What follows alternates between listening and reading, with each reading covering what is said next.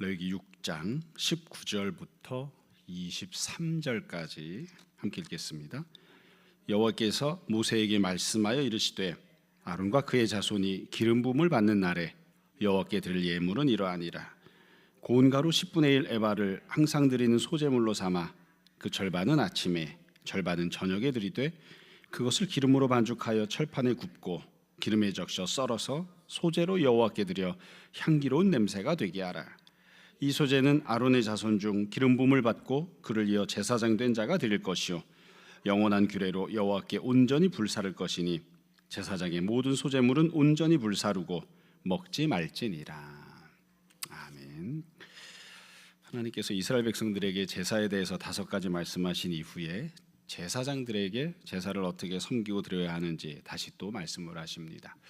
그중에 두 번째 소제와 관련된 내용을 우리가 살펴보고 있습니다. 어제는 이스라엘 백성이 소제를 드리러 오면 이 제사장들이 어떻게 그 소제를 받아서 하나님께 올려드리는지, 그러니까 제사장들이 어떻게 돕는지에 대한 내용을 우리가 살펴보았습니다. 그런데 참 묘하게도 소제와 관련된 내용은 제사장들에게 말씀을 하시면서 한 가지만 말씀하신 게 아니라 2번 나누어서 말씀을 하십니다. 그러니까 어제 본 본문이 소제와 관련된 첫 번째 내용이고요, 오늘 읽은 본문이 소제와 관련된 2번째 내용입니다. 사실 우리는 제사라고 하면 5가지 제사 그거 이름 외우는 것도 힘들어하기 때문에 하나님이 어떻게 상세하게 말씀하셨는 것까지 다 이렇게 일일이 보기는 좀 어려운 때들이 있거든요. 그래서 성경을 읽으면서도 그냥 읽었다 하고 그냥 쓱 넘어가는 때들이 있어서 이게 소제에 대해서 하나님이 2번 나누어 말씀하셨구나, 이것도 잘 인지를 못하는 경우들이 있습니다. 지금 소제에 대해서 2번째로 말씀을 하셨다는 건 쉽게 이야기해서 소제가 단순한 것이 아니라 이 부분이 중요한 무언가를 담고 있기 때문에 따로 나눠서 2번째 말씀을 하신 거죠. 그래서 현실적으로 보자면 어찌 보면 이 2번째 내용을 기록하고 있는 오늘 본문이 소제와 관련해서는 더 중요한 그런 내용을 담고 있다, 이렇게 볼 수 있습니다. 그래서 조금 정신을 차리고 조금 더 생각해가고 그러면서 이 소제에 대한 내용을 보려고 합니다. 이 내용이 19절부터 23절까지 본문이 짧지만 3가지 내용 항목으로 되어 있어요. 첫 번째는 일시, 날짜와 관련된 내용이 나오고요, 2번째는 소제를 드리는 것에 대해서, 그리고 3번째는 주의사항에 대해서 이렇게 기록을 하고 있습니다. 먼저 언제 이 소제를 드리는지와 관련된 내용이 맨 앞에 나옵니다. 19절에 보시면 여호와께서 모세에게 말씀하여 이르시되, 20절 아론과 그의 자손이, 그러니까 이게 제사장들에게 말씀하시는 거죠. 아론은 대제사장, 그의 자손은 제사장들이니까요. 기름 부음을 받는 날에 여호와께 드릴 예물은 이러하니라. 그러니까 날짜가 나왔는데 언제냐면 상황은 기름 부음을 받는 날입니다. 기름 부음을 받는 날. 우리식으로 이야기하면 기름 부음을 받았다, 그럼 이걸 히브리어로는 메시아 이렇게 이야기합니다. 기름 부음을 받은 사람이 메시아니까요. 하나님께서 기름을 부어서 세우시는 직분자들이 몇 있는데 그 중에 제일 중요한 직분이 제사장인 거예요. 그러니까 제사장이 실제로 제사장이 되는 날을 뜻하는 거죠. 여러분, 계속 반복해서 말씀드리는 것처럼 어떤 사람이 제사장이 되느냐, 태어날 때부터 혈통을 통해서 제사장으로 결정이 됩니다. 하지만 현실적으로 보자면 태어난 갓난쟁이가 제사장을 할 수는 없잖아요. 10살짜리가 제사장을 할 수는 없잖아요. 그래서 내가 제사장으로 결정이 되어서 태어났다, 그렇다 하더라도 실제로 제사장 직무를 감당하는 건 그 사람을 제사장으로 세웠을 때, 기름을 부었을 때, 즉 위임식을 했을 때, 그때부터 제사장 역할을 하는 것이죠. 그러면 제사장은 태어난 다음에 몇 살부터 제사장 일을 하는가? 사실 여기에 대해서는 성경에서 명확한 기록이 없습니다. 좀 찾아보기가 어려워요. 가령 광야에서 인구조사를 했던 것을 잘 살펴보면 민수기 같은 경우에 이스라엘 남자들의 숫자를 셀 때는 20살 이상을 기준으로 숫자를 셌습니다. 왜냐하면 이제 가나안에 들어가서 정복 전쟁을 해야 되거든요. 그래서 숫자를 셀 때에 전쟁터에 나갈 수 있는 남자 장정의 숫자를 센 겁니다. 그래서 표현도 그냥 손에 창칼을 들고 전쟁터에 나갈 수 있는 20세 이상의 장정 남자의 숫자를 헤아린 거예요. 그러면 제사장 같은 경우에, 레위인들 같은 경우는 어떻게 헤아렸느냐? 제사장을 따로 헤아리는 기준은 나오지 않지만 레위인을 헤아리는 기준은 나옵니다. 레위인 같은 경우에는 한 달 이후에 숫자가 얼마인가, 그러니까 태어난 지 한 달이 지나면 그 사람들부터 숫자를 센 거예요. 아마 우리나라랑 비슷한 면이 있지 않나 싶습니다. 어떻게 해서 그렇게 됐는지는 모르지만 이스라엘도 뱃속에 있을 때부터 한 살로 칩니다. 그래서 태어나면 곧장 한 살을 먹어요. 우리나라랑 비슷합니다. 그리고 아마 예전에는 태어나서 곧장 죽거나 다른 질병들이 있어서 생명을 유지하지 못하는 경우도 많이 있지 않았나 싶습니다. 그러니까 태어나고 한 달이 지나면 그 한 달이 지난 때부터 시작해서 도대체 몇 명이나 있느냐 이렇게 숫자를 헤아려요. 또 제사장이 아니라 성막일을 돌보는 사람들에 대해서는 30살이 되면 그 일을 감당한다, 이런 기록도 간혹 나옵니다. 근데 제사장 같은 경우에는 20살부터 제사장이 되는지 30살부터 되는지 25살부터 위임식을 하는지 정확한 기록은 없습니다. 다만 여하튼 지금 나오는 것처럼 기름 부음을 받는 날, 이때부터 이제 제사장 직분을 감당을 시작을 하는 겁니다. 이때에 하나님 앞에 예물을 드려라, 이렇게 되어 있습니다. 그러니까 이 하나님 앞에 예물을 드리라고 되어 있으니까 이 예물을 드리는 건 아마 두 종류 중에 하나가 아닌가 싶습니다. 뭐냐면 첫 번째 종류는 제사장을 위임식을 할 때 드려야 되는 위임식 자체와 관련된 예물이 있습니다. 그거를 드리라고 하는 뜻이거나, 아니면 위임식을 했죠. 그런 다음에 제사장이 된 다음에도 계속 무언가 예물을 드리는, 제사장이 된 이후에 계속해서 위임식 받은 이후부터 계속해서 이런 예물을 드리라는 그런 뜻으로 이해할 수도 있습니다. 둘 중에 한 가지인데 뒷부분을 보면 제가 말씀드리겠습니다만 두 번째 의미가 맞지 않나 싶습니다. 여하튼 이렇게 해서 위임식하면서 예물을 드려라. 날짜는 이제 제사장이 실제로 되는 거예요. 다시 말씀드립니다. 제사장은 결국 두 가지 조건이 충족되어야 제사장이 되는 겁니다. 하나는 태어날 때부터, 출생할 때부터 아론의 가문으로 태어나야 되고, 두 번째는 태어난 것만으로는 부족해요.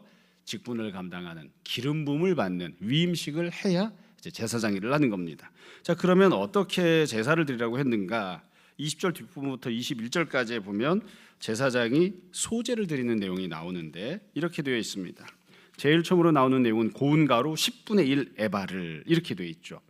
하나님 앞에 이제 소제를 드리는데 제사장이 드리는 소제에서 분량이 나옵니다. 10분의 1 에바, 10분의 1 에바. 이 10분의 1 에바라고 하면 분량이 어느 정도냐면 이스라엘 백성들이 출애굽하고 광야 생활할 때 하나님이 만나를 주셨죠. 그때 성인 1인당 만나 이 10분의 1 에바만큼을 거두게 하셨습니다. 그러니까 성인 한 사람이 하루치 먹는 양식에 해당하는 거예요. 그러니까 제사장 한 사람에게 네가 하루 먹는 것만큼을 하나님 앞에 예물로 갖고 나와라, 이렇게 말씀하신 것이죠. 또 이게 우리식으로 이야기하면 그냥 한 대박 정도 되는 겁니다. 한 대박 정도 되는 2.2리터 그쯤 되는 분량이에요. 또 이 분량이 갖고 있는 특징이 있는데 그게 뭐냐면 여기서 지금 소제를 드리기 때문에 가루를, 하나님 앞에 곡식을 가루를 내어서 10분의 1 에바를 갖고 오잖아요. 이 분량이 등장하는 장면이 하나가 더 있습니다. 그게 어디냐면 우리가 좀 지나봤기 때문에 잊어버려서 그런데 앞부분에 죄를 지었을 때 속죄받기 위해서 속죄제를 드립니다. 근데 하나님이 특별히 몇 가지 경우에 속죄제를 드려라 하고 죄의 항목을 알려주신 다음에 이 죄를 범하면 이렇게 속죄제를 드려 하고서는, 그런데 이게 속죄제를 드려야 되는 규정대로 제사를 드리려고 하는데 내가 너무 가난하면 그러면 비둘기를 가지고 와서 속죄제를 드려도 된다, 이렇게 말씀하십니다. 그래서 비둘기로 드리는 속죄제도 있는 거예요.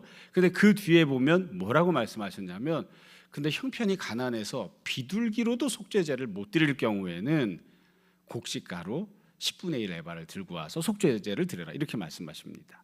그러니까 이 곡식 10분의 1 에바라고 하는 분량은 성경에서는 항상 어떤 기준으로 쓰이냐면 가난한 사람, 돈이 없는 사람이 하나님께 예물을 드릴 때에 이게 기준이에요.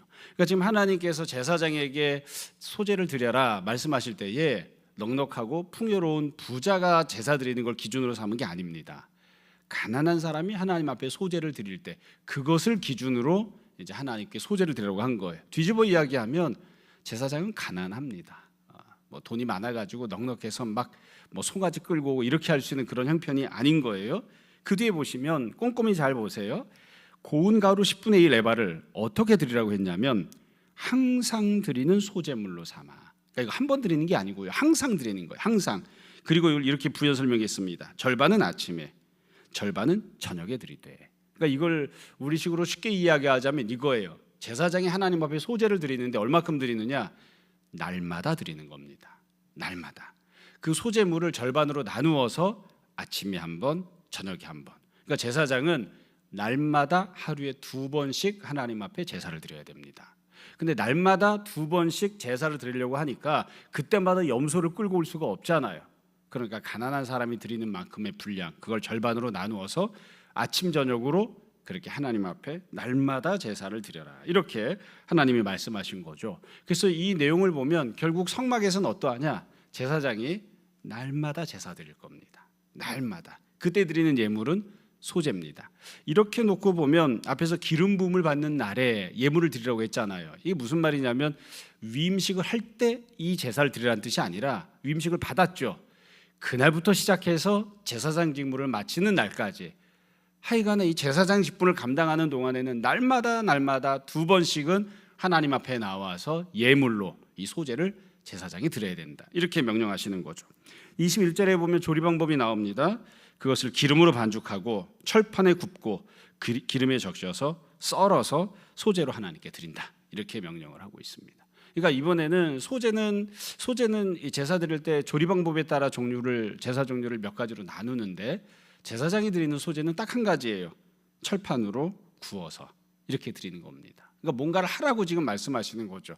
사실 소제를 드릴 때에 조리를 하지 않고 생 곡식가루로 드려도 됩니다. 근데 하나님이 그렇게 안 하고 철판에 구워 갖고 와, 이렇게 하시는 거죠. 이렇게 해서 하나님께서 소제를 드리게끔 말씀하셨어요. 마지막 이 소제물에 대해서 어떻게 처리하는지에 대해서가 22절 23절에 나오는데, 22절에 보면 이렇게 되어 있습니다. 이 소제는 아론의 자손 중 기름 부음을 받고 그를 이어 제사장 된 자가 드릴 것이요. 누가 드리는지가 나오죠. 이 소제는 제사장이 드리는 소제입니다. 이스라엘 백성이 드리는 소제가 아니에요. 제사장이 드리는 거예요. 앞부분에서는 이스라엘 백성이 소제 드리겠다고 하나님 앞에 예물을 갖고 오면 제사장이 어떻게 처리해 주는지가 나왔는데, 지금은 그게 아니라 제사장이 제사를 드리는 사람이 되어서 자기를 위한 제사, 이스라엘을 위한 제사를 스스로 드리는 거예요. 제사장이 드리는 소제를 이렇게 드리라고 명령을 하셨고, 그리고 그 뒤에 보시면 영원한 규례로 여호와께 온전히 불사할 것이니 23절 제사장의 모든 소제물은 온전히 불사르고 먹지 말지니라. 이건 다 불사르라고 하셨습니다. 다 불사르라. 그러니까 철판에 구워 갖고 왔잖아요. 구워 갖고 왔는데 그거 다 불태워서 하나님 앞에 다 바쳐드리라고 하는 거예요. 이게 앞에 나왔던 소제와 좀 다른 점입니다. 이스라엘 백성들이 소제를 드릴 때는 어떻게 하냐면 생곡식가루를 갖고 왔건 조리를 해서 갖고 왔건 한 움큼만 불태워서 드립니다. 나머지는 제사장이 먹습니다. 근데 지금 여기서는 어떻게 하냐면 제사장이 아침 저녁으로 하나님께 예물로 드리는 소제는 먹으면 안 됩니다. 싹 다 불태워서 완전히 하나님께 드리라, 이렇게 명령을 하신 거죠. 그래서 이 내용을 정리하면 이렇습니다. 내용 어렵지 않죠. 이 내용은 이 세 가지 내용으로 되어 있는데, 처음 말씀드린 것처럼 언제부터 이 제사를 드리느냐? 제사장이 기름 부음 받고 위임식해서 제사장 직무를 시작하는 그날부터 이걸 하는 거예요. 두 번째로 어떻게 제사 드리느냐? 소제로 날마다 아침 저녁으로 이렇게 제사를 드리는 거예요. 이 소제물을 어떻게 처리하느냐? 다 불태워야 됩니다. 남기면 안 됩니다. 그러니까 지금 이 본문이 기록하고 있는 소제는 앞에 나왔던 소제와 매우 다른 거죠. 그래서 이와 같이 해서 하나님께서 소제를 제사장에게 드리게끔, 제사장이 드리는 소제를 있게끔 이렇게 명령을 하셨습니다. 자, 이제 본문에 대한 설명은 여기까지 한 거고요. 이 본문과 관련해서 우리가 몇 가지를 좀 더 생각해 보려고 합니다. 잘 생각해 보시면 누구나 알 수 있는 내용을 제가 조금 더 말씀을 드리려고 하는 거예요. 처음에 제가 이 소제가 앞에 나왔던 소제보다 더 중요하다고 말씀을 드렸죠. 이게 왜 중요한지를 우리가 생각해야 되는데, 여러분 이 내용을 보면 일단 눈에 딱 들어오는 부분이 몇 가지가 있습니다. 그 중에 첫 번째는 제사장도 소제를 드린다는 점입니다. 제사장도. 그러니까 앞부분에 보면 제사장과 관련된 규정을 하면서 이스라엘 백성이 번제를 드릴 때 제사장은 그걸 어떻게 돕는가, 이스라엘이 번제를 드릴 때 그거를 받아서 어떻게 하나님께 올려드리는가, 이런 설명이에요.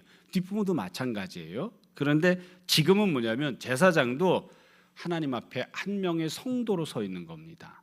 제사장도 이스라엘 백성 중에 한 사람으로 서 있어요. 그래서 하나님께서 제사장에게 야, 너는 제사 드리는 걸 돕기만 하면 돼, 그게 아니라 너도 제사를 드려야 돼, 너도 소제를 드려야 돼, 이렇게 하나님께서 말씀하신 거예요. 또 눈에 들어오는 두 번째 중요한 특징이 있습니다. 그게 뭐냐면 제사장은 날마다 날마다 소제를 드린다는 겁니다. 날마다 날마다. 그게 어찌 보면 이스라엘 백성과 중요한 차이점이에요. 여러분, 이스라엘 백성들이 언제 소제를 드렸는지 혹은 언제 번제를 드렸는지 한번 생각해 봅시다. 하나님께 예물을 드리기 위해서 감사하는 마음으로 번제, 소제, 화목제를 예물을 드리기 위해서 이제 갖고 나와서 드리는데 그건 시기가 정해져 있지 않습니다. 너 매주 일주일에 한 번은 와야 돼? 안 정해져 있어요. 한 달에 한 번은 와야 돼? 안 정해져 있어요. 네가 살다가 돈을 100만 원 이상 벌으면 꼭 예물을 갖고 와야 돼? 이거 안 정해져 있어요. 그래서 어떤 사람은 1년 내내 한 번도 안 오는 사람이 있을 거고요. 어떤 사람은 일주일에 한 번씩 오는 사람이 있을 거고요. 어떤 사람은 한 달에 한 번 오는 사람이 있을 거예요. 그러니까 이스라엘 백성들이 예물을 하나님께 드릴 때는 어떻게 드리느냐? 자기가 하고 싶을 때 하는 겁니다. 자기가 하고 싶을 때. 물론 죄를 용서받기 위해서 속죄제, 속건제를 드릴 때는 죄를 지을 때마다 와야 되겠죠. 그것도 오는 놈이 있고 안 오는 놈이 있겠죠. 그러나 제사장은 어떠하냐? 제사장은 어떠하냐? 오고 싶을 때 오는 게 아니라 언제 하나님 앞에 예물을 드린다고요? 날마다. 아침에 한 번, 저녁에 한 번. 항상 그렇게 드리는 거예요. 그러니까 이스라엘 백성들이 한 달에 한 번 오건 두 달에 한 번 오건 그건 중요하지 않아요. 제사장은 뭐 하는 사람이냐? 날마다 하나님 앞에 제사를 드리는 거예요. 이스라엘 백성들이 오면 그 제사를 돕기도 하지만 그것만이 아니라 스스로 하나님 앞에서 이게 뭐 이스라엘을 위해서 하는 것인지 대표해서 하는 것인지 개인적으로 하는 것인지는 설명이 없습니다만 여하튼 제사장은 날마다 날마다 아침 저녁으로 하나님 앞에 2번은 예물을 드리고 제사를 드립니다. 그게 제사장이 갖고 있는 이 소제가 갖고 있는 아주 중요한 특징이죠. 동시에 우리가 여기에서 그래서 알 수 있는 점이 있습니다. 하나님께서 정말로 원하시는 예물, 하나님이 받기 원하시는 제사는 어떤 것일까? 하나님은 날마다 날마다 섬김받기를 원하십니다. 하나님은 날마다 날마다 제사 받는 것을 원하십니다. 조금 더 정확하게 이야기하면 하나님은 아침에도 저녁에도 이스라엘이 하나님 앞에 제사 드리는 것을 원하십니다. 근데 그걸 이스라엘 백성들에게 강제하지 않으시고 야 이스라엘 백성들은 하든 말든 제사장 너는 그렇게 해야 된다. 그렇게 해놓으신 거예요. 그래서 최소한 제사장들이 이 말씀에 순종하면 이스라엘이 하나님 앞에 나와서 제사를 안 드려도 하나님은 날마다 날마다 제사를 받으시고 예물을 받으시고 그런 모습을 이제 유지를 할 수 있게끔 하신 거죠. 그래서 우리가 신앙생활을 할 때 제일 좋은 신앙생활은 무엇인가? 그렇게 이야기하면 뭐 어렵지 않습니다. 날마다 날마다 예배드리는 생활이 제일 귀한 신앙생활입니다.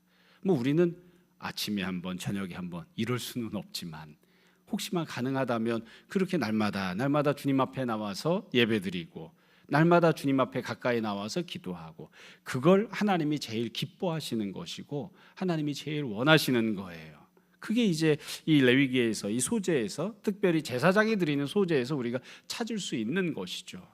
그래서 이스라엘 백성들이 내가 조금 더 가까이 나가서 하나님을 섬기기를 원하는데 그러면 그래 한꺼번에 큰 예물 안 갖고 와도 되니까 그냥 조금만 예물을 들고 그냥 짐승 가축을 끌고 오지 않아도 되니까 네가 먹을 때 그 사용하는 곡식가루 조금 들고 그리고 아침에도 찾아오고 저녁에도 찾아오고 하나님 앞에 감사한 마음으로 하나님을 섬기는 삶을 살아라. 이게 정말 하나님이 원하시는 것이죠. 그래서 크게 보자면 이렇게 이야기할 수 있습니다. 최소치의 기준이 있는데 하나님께 예배드리고 섬길 때에 1년에 한두 번이라도 절기를 지키면 1년에 한두 번이라도 절기를 지키면 큰맘 먹고 결심해서 며칠이라도 시간 내서 하나님 앞에 절기를 지키면 그것도 하나님을 섬기는 거죠.